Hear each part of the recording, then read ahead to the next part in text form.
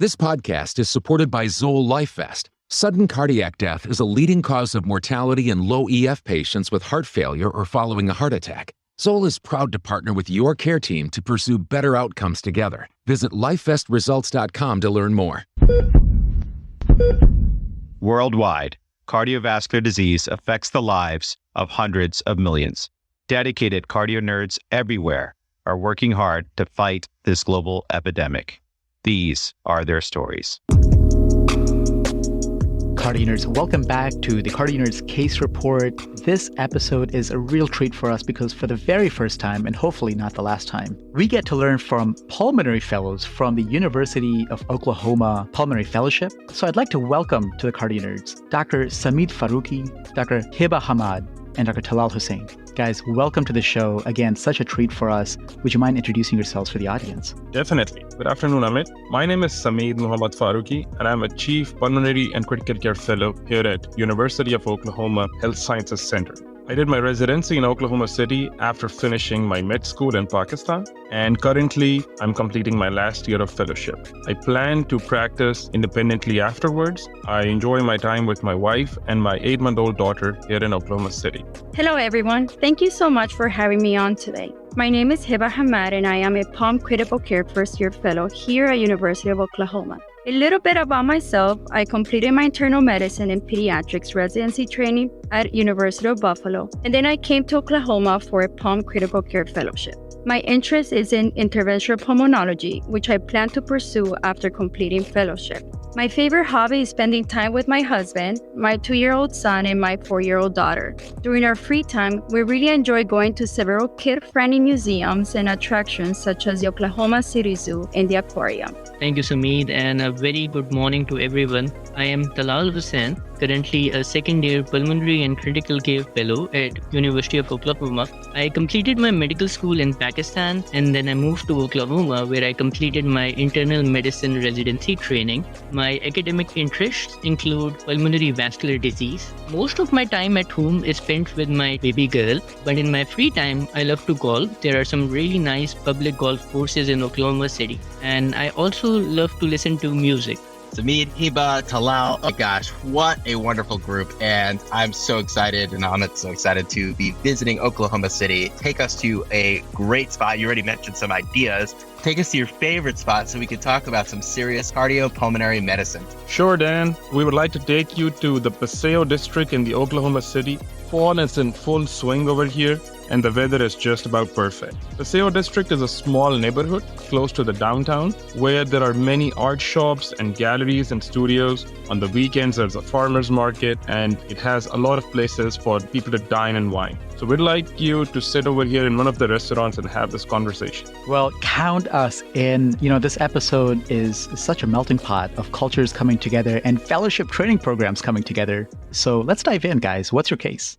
Sure. So we have a very pleasant 77-year-old Caucasian female who presented to our ER with a chief complaint of progressive dyspnea over the last 3 weeks. At first, she has mild dyspnea causing slight limitation with ordinary physical activity, but now she has difficulty with breathing at rest and a new onset non-productive cough, lightheadedness, and fatigue that developed over the same time period. Subsequently, she had not ambulated from bed for several days except to use the restroom. She denied any fevers, chest pain, or abdominal pain. She also denied any recent travel or viral illness. Her past medical history is significant for hypertension, hyperlipidemia, GERD, and left-sided breast cancer, which was diagnosed back in March of 2018. Her surgical history included tonsillectomy, cholecystectomy, and a left mastectomy. Her home medications were omeprazole and hydrocodone. She had no known drug allergies. She denied any family history of sudden death, coronary artery disease, or a stroke. She denied any tobacco, alcohol, or illicit drug use. She retired from a county commission officer about 3 years ago and has great family support mainly provided by her husband and 2 grown children. Hiba, you told us that the patient has this history of breast cancer. Can you tell us more about his history of breast cancer?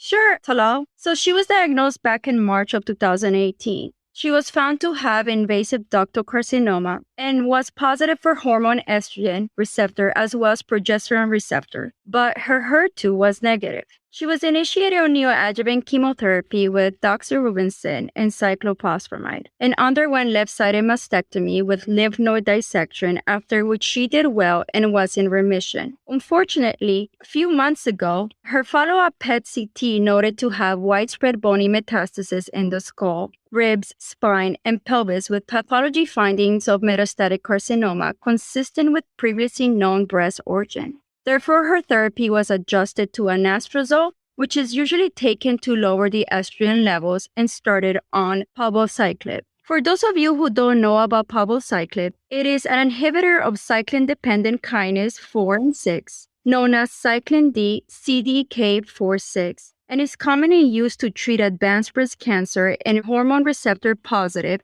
and HER2 negative patients. Inhibition of these kinases leads to inhibition of cell proliferation and induced cell apoptosis. Now, going back to our patient, she tolerated 3 cycles of palbociclib with marked improvement in osseous mets. Unfortunately, a couple months before current presentation, she developed pancytopenia with platelet count down to 47,000 and hemoglobin down to 8.4 from baseline 11, and palbociclib treatment was stopped. So, to summarize our case, we have a 77-year-old woman with metastatic recurrence of her breast cancer treated with anastrozole and 3 cycles of palbociclib. Patient was admitted for progressively worsening dyspnea and decline in functional status over the previous 3 weeks. So, Talal, maybe you can tell us more about dyspnea. Yes, absolutely, Hiba. Dyspnea is one of the most common symptoms that we see in our inpatient as well as our ambulatory setting.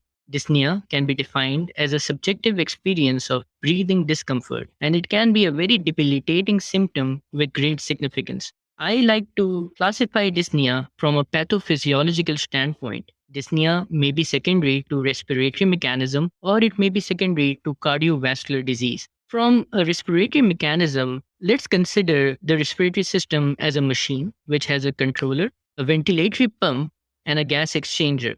The problem may be at the level of the controller, that is, abnormal feedback to the brain, which is manifested by air hunger. This is usually the case that we see in metabolic acidosis and anxiety. The defect may also be at the level of the ventilatory pump, and the ventilatory pump is made up of muscles, chest wall, pleura, and airways. Examples of this defect would include neuromuscular diseases like myasthenia gravis, pneumothorax, and even bronchospasm.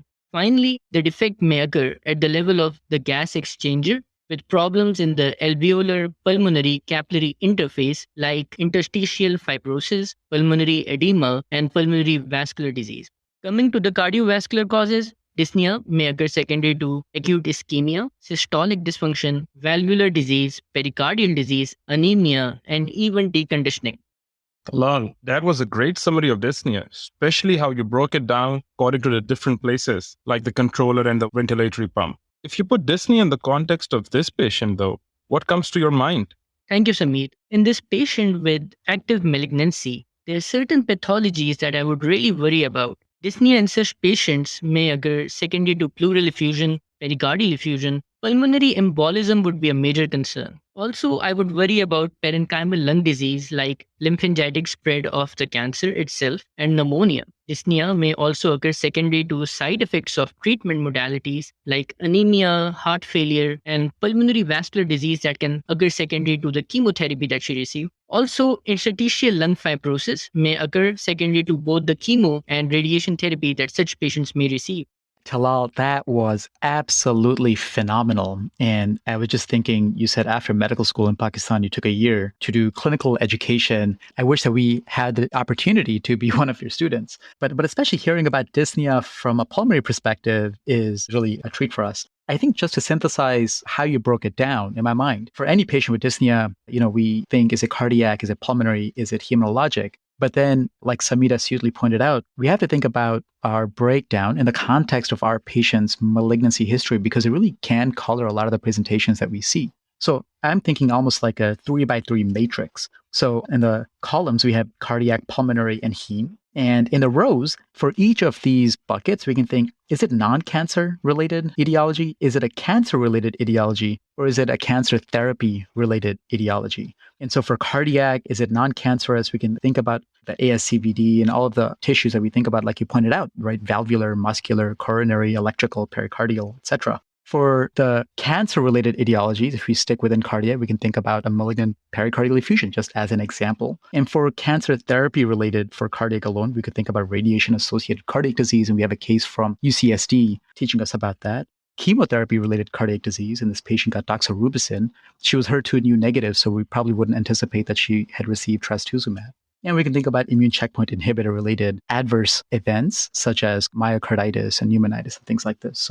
So I love your breakdown. And I think what we'll do is we'll probably take this paradigm and extend it throughout the upcoming Cardio-Onc series. Is it non-cancer related, cancer related, or cancer therapy related? So let's get back to our patient with this background in mind and thinking through these etiologies. Hiba, what did our patient look like? Sure. So when I met her on day 2 of her hospitalization, she was afebrile with a heart rate of 98, blood pressure of 119/80, respiratory rate of 23, and oxygen saturation of 95% on 8 liters via oxymax, which had increased from 3 liters nasal cannula on admission. Her weight was 73 kilograms, and she reported no recent weight changes. On general exam, she had mild respiratory distress, but appeared relatively comfortable and was able to speak in full sentences. On cardiovascular exam, she had a regular rate of rhythm, 4 out of 6 holosystolic murmur at the left lower sternal border, normal S1 and louder S2, an elevated JVP to the angle of her mandible. She was tachypnic without accessory muscle use. Coarse breath sounds were heard in all lung fields with some mild crackles at the lung bases bilaterally. Her abdominal exam was unremarkable. There was no hepatosplenomegaly or ascites noted. She was noted to have trace lower extremity edema with normal range of motion of her joints and limbs. She was awake, alert, and appropriately interactive without any focal neurologic deficits. Skin examination showed no rashes or erythema. Very interesting. Hiba, you mentioned on the physical examination that there was some elevated JVP. This could mean that the patient had some elevated filling pressures, and then you discussed that the patient had a holosystolic murmur at the left lower sternal border. I am concerned for tricuspid regurgitation. Was this the thought process that was going in your mind too? Absolutely, Talal. Interesting. Hiba, can you tell us what imaging did you obtain for this patient? Sure, Talal. We actually first obtained laboratory data, which included a CBC, which showed a white blood cell count of 5.4, hemoglobin of 7 down from 8.4 1 month prior, and platelet count of 10,000 down from 47,000 1 month prior. Due to these findings, we further investigated her anemia and thrombocytopenia with a DIC panel. Fibrinogen was low normal at 152. Her INR was mildly elevated at 1.4, even though she was not on any blood thinners. PT was also mildly elevated at 15.9, but PTT was within normal limits at 24. She was noted to have a significant elevated D-dimer. Her proBNP was also markedly elevated at 9,574. High sensitivity troponin was also elevated to 69 on admission. And off note, at our institution, a normal troponin level is usually less than 10.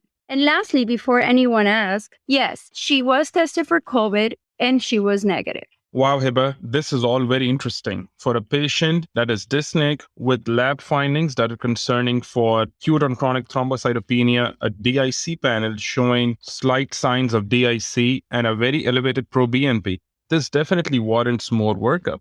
What did we do more for her?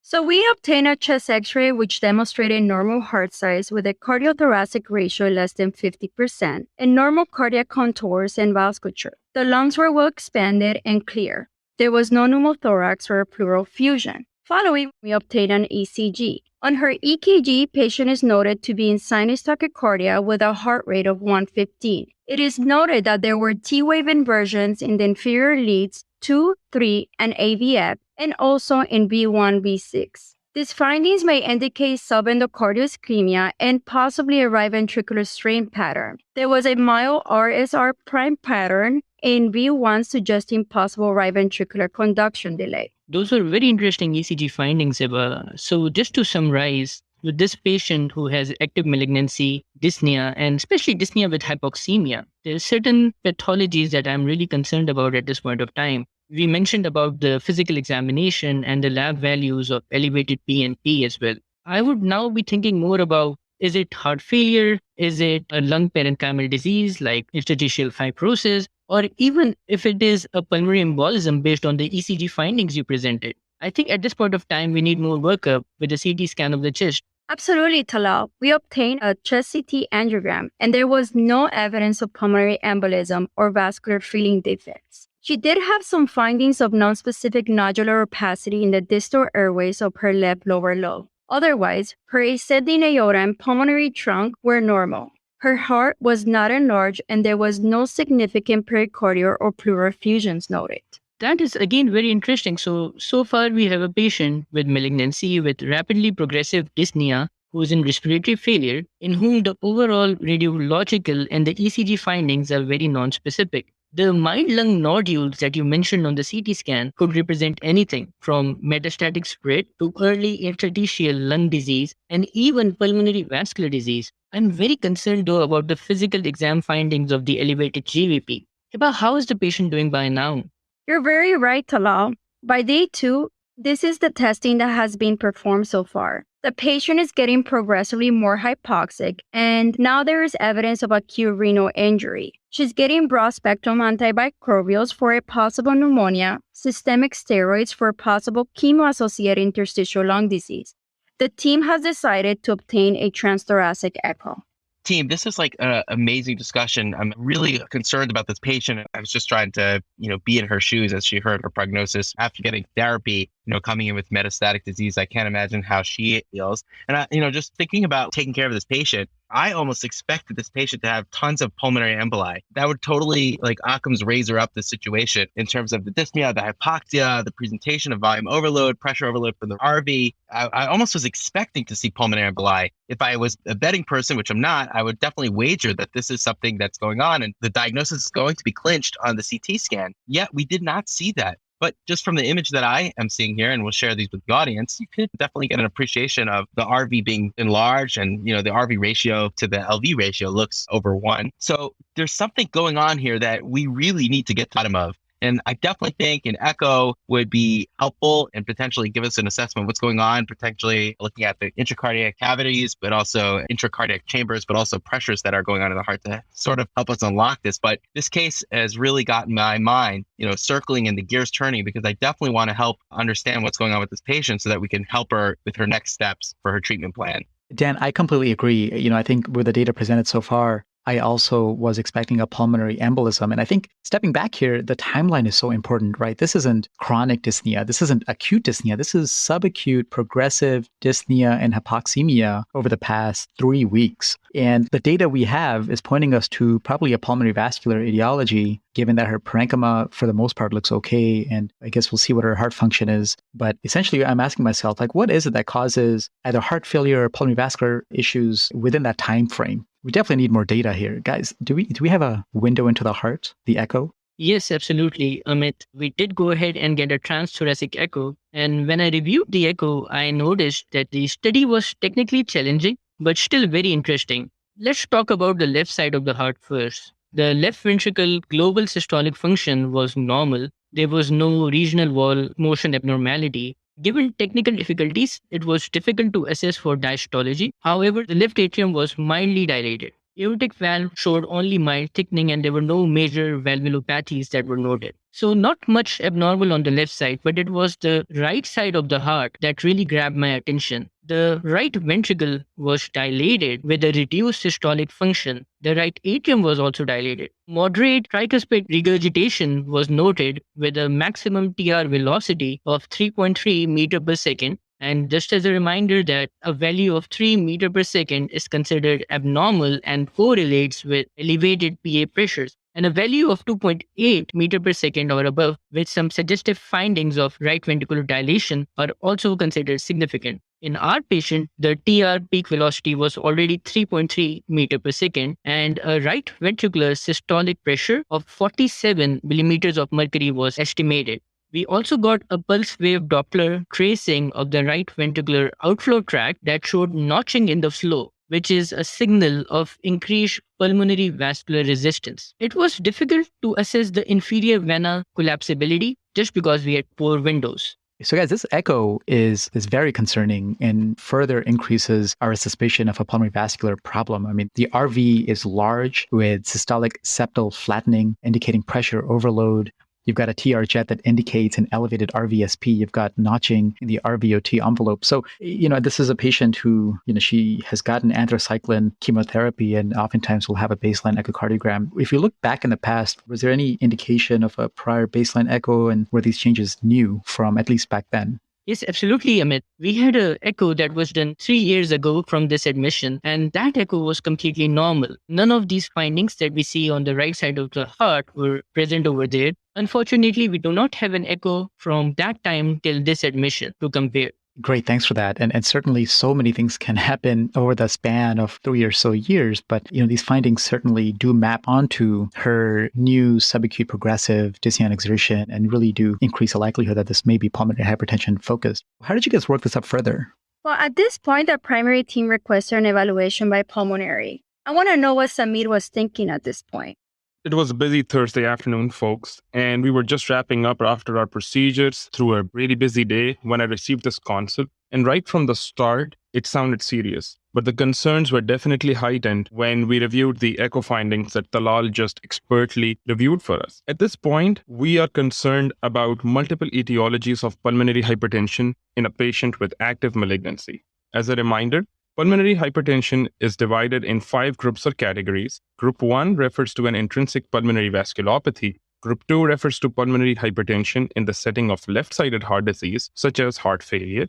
Group 3 is pulmonary hypertension associated with chronic hypoxemic lung diseases. Group 4 with pulmonary hypertension associated with chronic thromboembolic disease. And group 5 is pulmonary hypertension due to miscellaneous mechanisms such as sarcoidosis, hemolytic anemias, or even ESRD. Group 1 pulmonary hypertension can be idiopathic or hereditary and is usually associated to mutations in the BMPR2 gene. Other diseases associated to PAH include connective tissue diseases like scleroderma, some drugs, toxins such as methamphetamines and anorexogens, congenital heart disease, portal hypertension, HIV, among others. But right now, for our patient with malignancy, the specific etiologies that I was worried about included pulmonary hypertension due to chemotherapeutic agents like dasatinib and trastuzumab.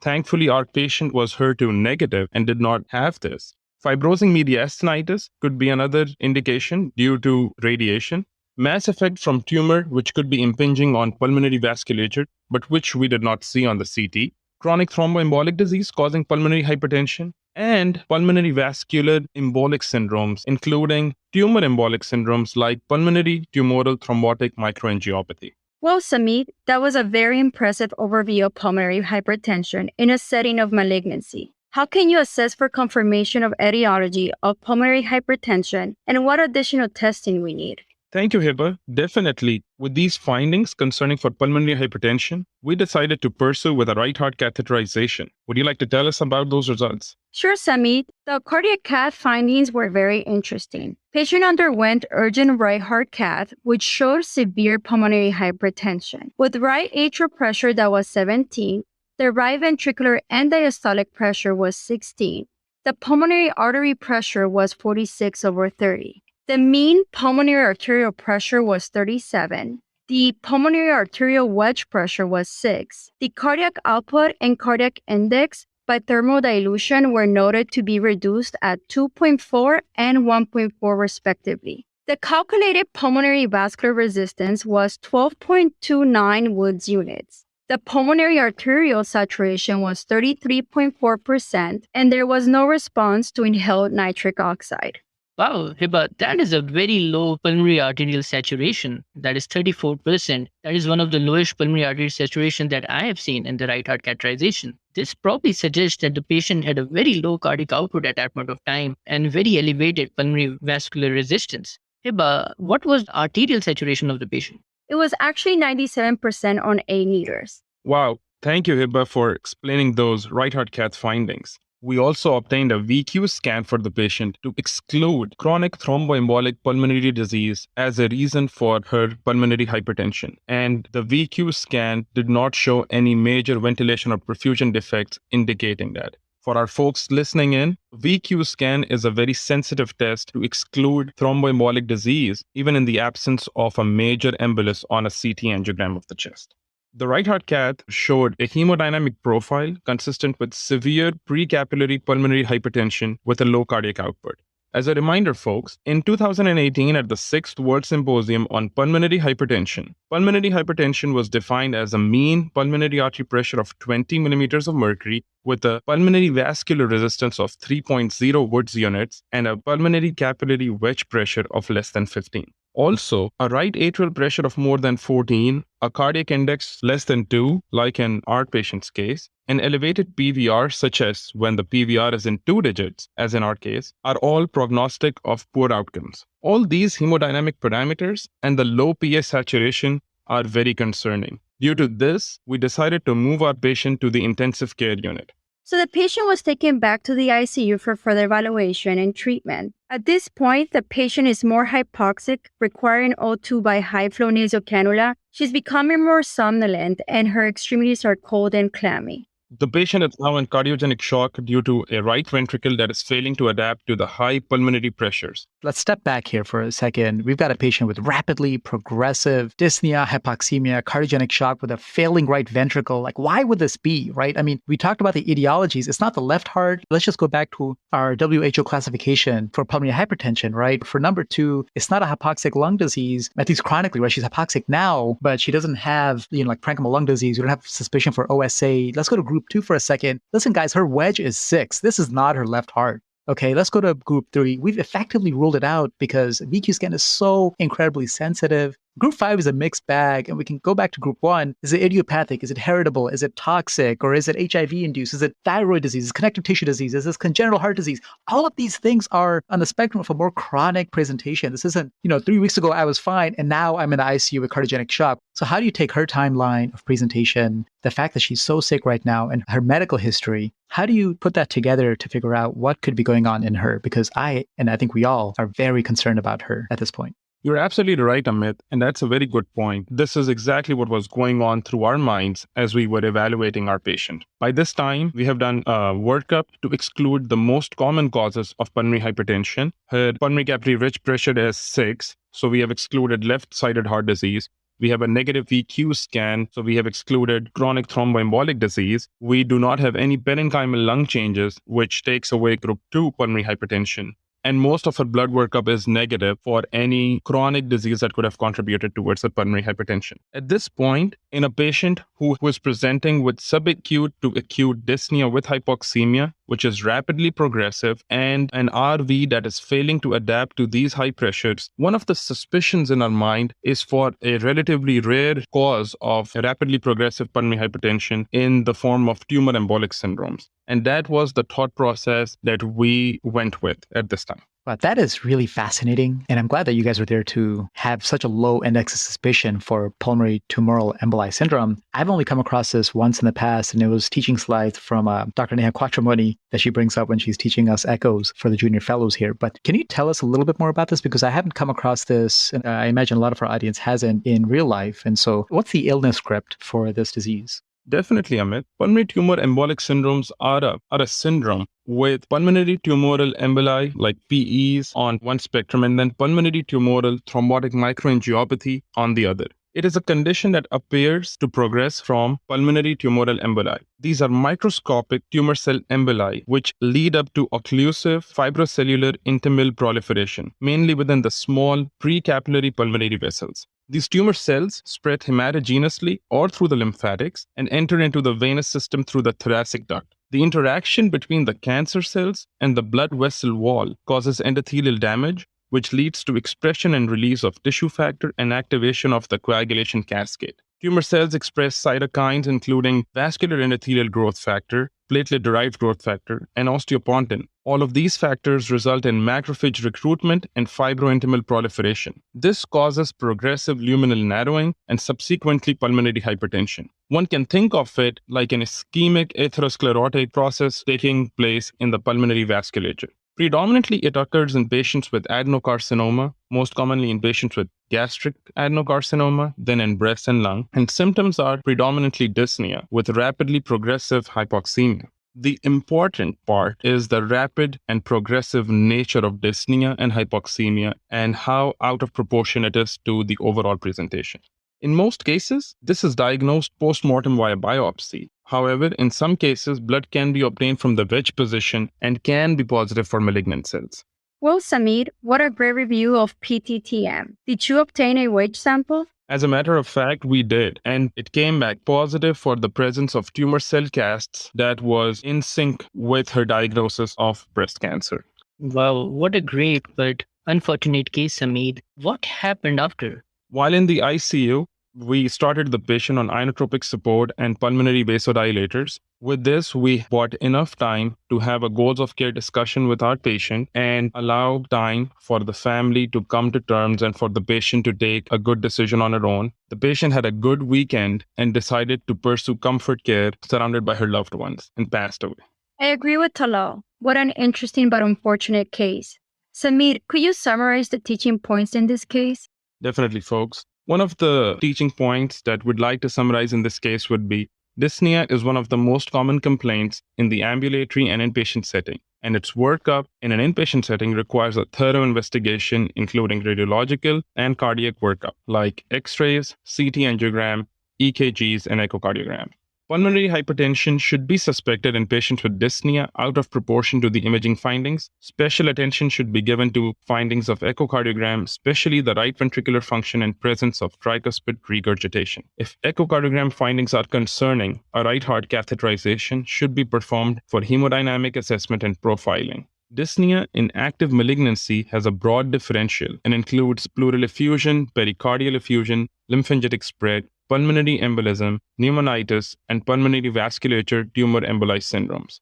Pulmonary tumoral thrombotic microangiopathy, or PTTM, should be suspected in patients with active malignancy and rapidly progressive dyspnea. PTTM is a universally fatal diagnosis and is mostly diagnosed at postmortem analyses. Wedge cytology during right heart catheterization can be helpful in establishing diagnosis, as was the case in our patient. Yeah, this is, as you guys said, a really, really unfortunate situation and really seems like a terrible, rapidly progressive disease. I am glad that she was able to have her loved ones around her as she chose to elect for palliative care.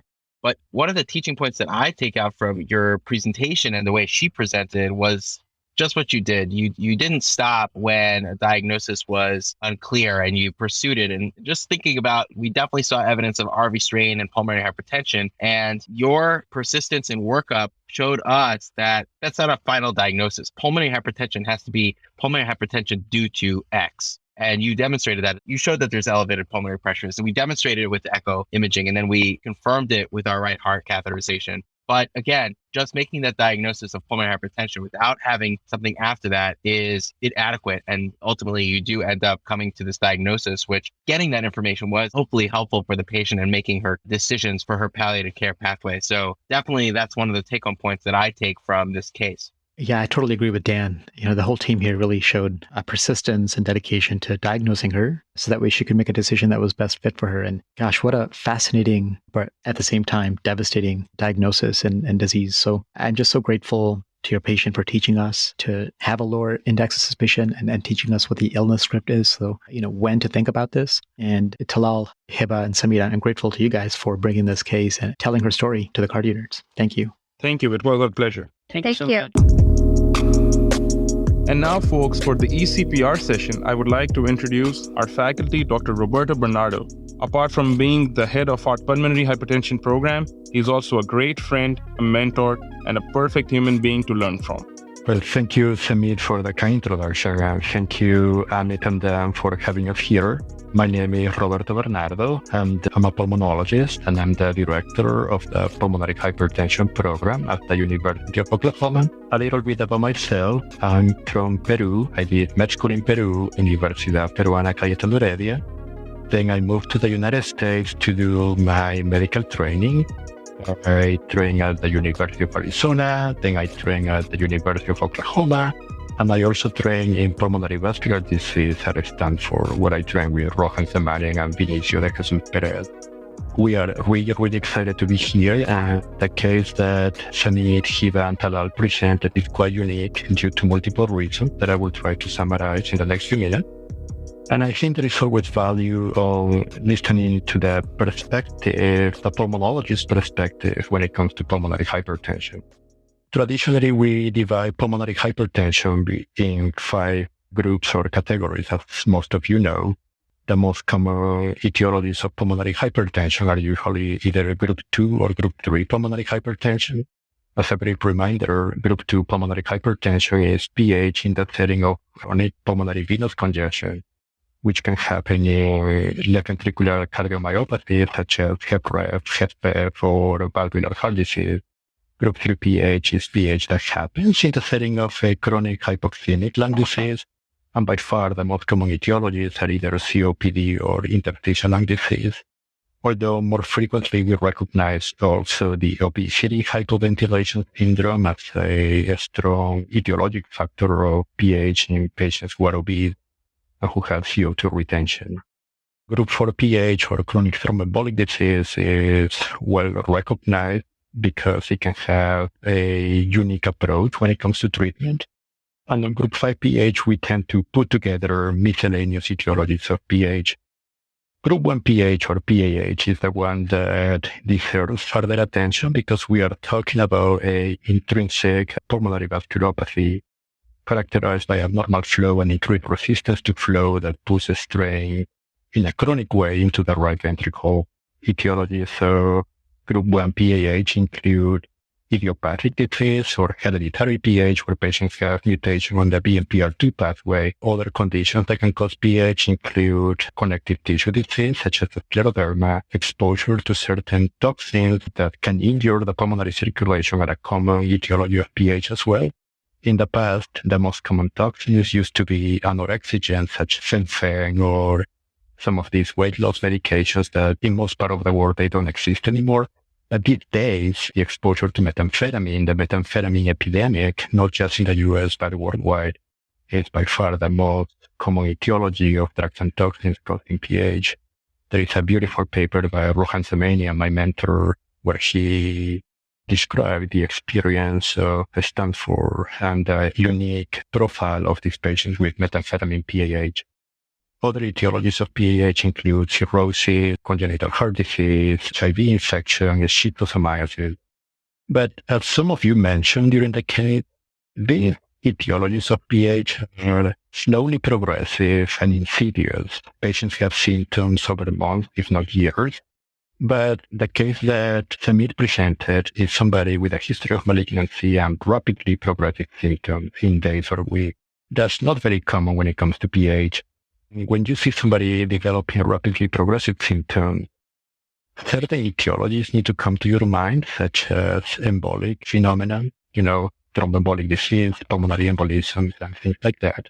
Or you could also think about medications or chemotherapy or modulator therapy that could be injuring the pulmonary circulation as well.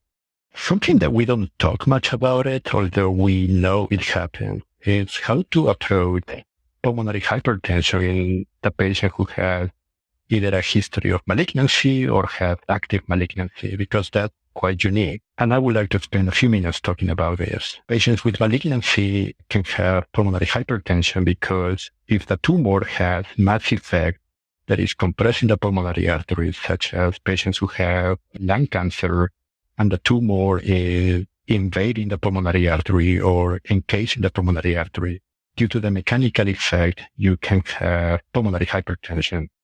Or other cancers that invade the mediastinum or have enlarged lymph nodes on the mediastinum, those lesions can also compromise the pulmonary circulation, and by a mass effect can affect the hemodynamics and have a profile of pulmonary hypertension. Patients who receive radiotherapy in the chest, the inflammation and injury in the mediastinum can cause fibrosis, And these patients could develop a syndrome very similar to fibrosing mediastinitis, where you have obliteration of the pulmonary arteries with the resultant pulmonary hypertension. More and more these days, we talk about cardio-oncology, and certain chemotherapeutic agents can affect not just the left ventricle, but the tricuspid valve, the coronary circulation, and also the right ventricle. And some of those chemotherapeutic agents can also injure the pulmonary circulation.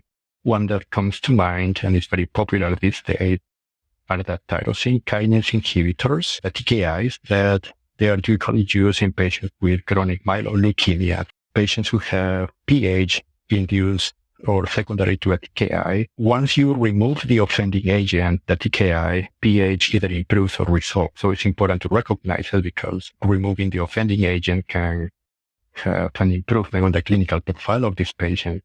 But the TKIs are very interesting because the TKIs are a family of medications, and depending on which receptor the TKIs are working on, the TKIs can either injure the pulmonary circulation, but some TKIs can actually protect the pulmonary circulation from developing pulmonary vascular disease. That's quite interesting. Imatinib, for example, is one of these protective TKIs. In fact, there was a phase 2 clinical trial where patients with PH were randomized to either placebo or imatinib. And those who received imatinib, they had hemodynamic improvement of pulmonary circulation. There were reductions on the pulmonary vascular resistance, and it was promising to see this. The problem was that patients getting imatinib were having more bleeding events, and that's the reason the trial was stopped due to safety. If the bleeding event happened secondary to imatinib or secondary to other factors, we don't know. But right now there are some clinical trials using inhaled imatinib. And by using the inhaled formulation, you are trying to prevent the systemic effects of imatinib and hopefully maximizing pulmonary protective effect of imatinib, if I may. Another chemotherapeutic agent that we know can cause PH is trastuzumab. Trastuzumab by itself can cause a cardiomyopathy of the left ventricle, similar to what you see with checkpoint inhibitors.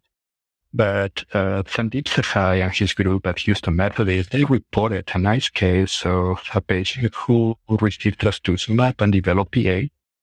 Although it's a case report, that sequence of exposure to trastuzumab strongly suggested that this was the offending agent. And in fact, when I was training in California, we saw a similar case where after removing trastuzumab, there was a magnificent improvement of the severity of pulmonary hypertension.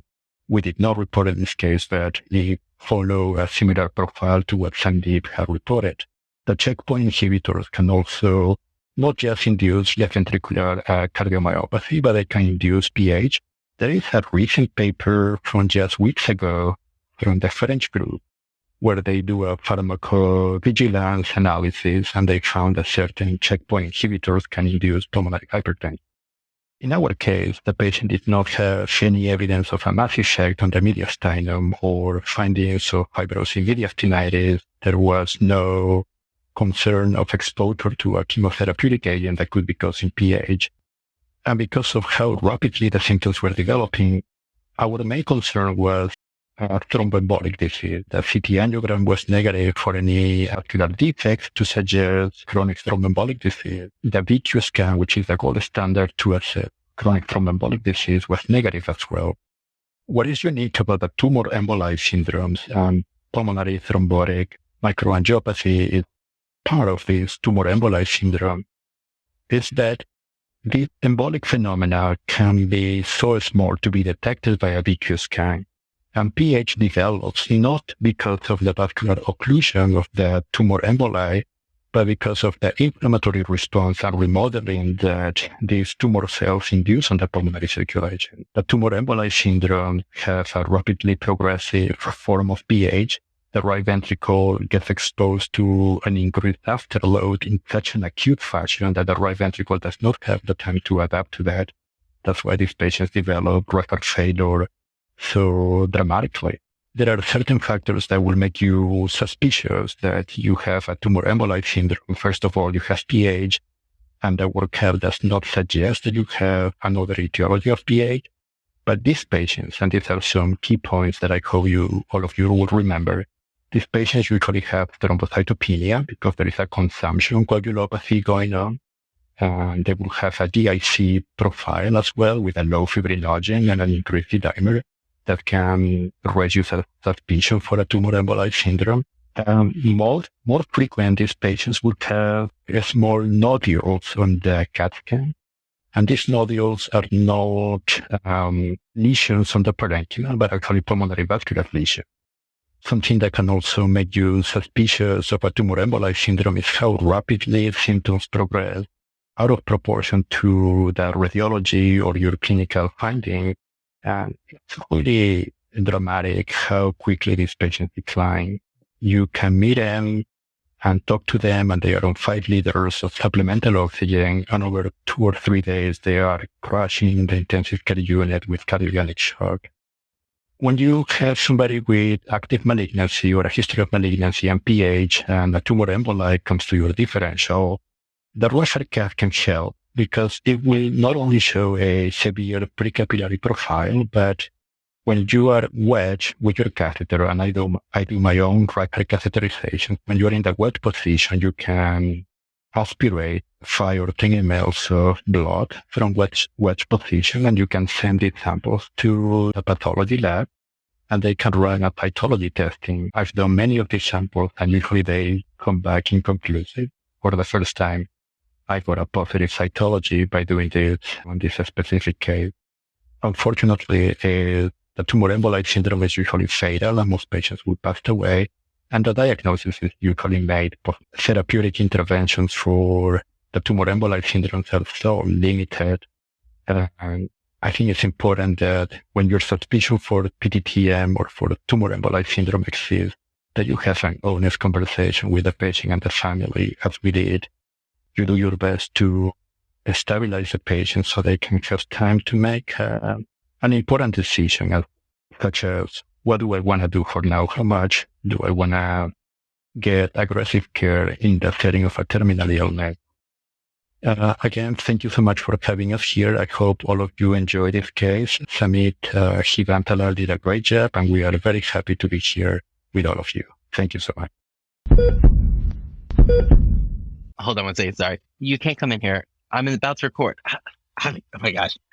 Hold on one second. Just give me one last second. Say hi to Avi, Dan. Avi, hi. There's a reason why the door's locked.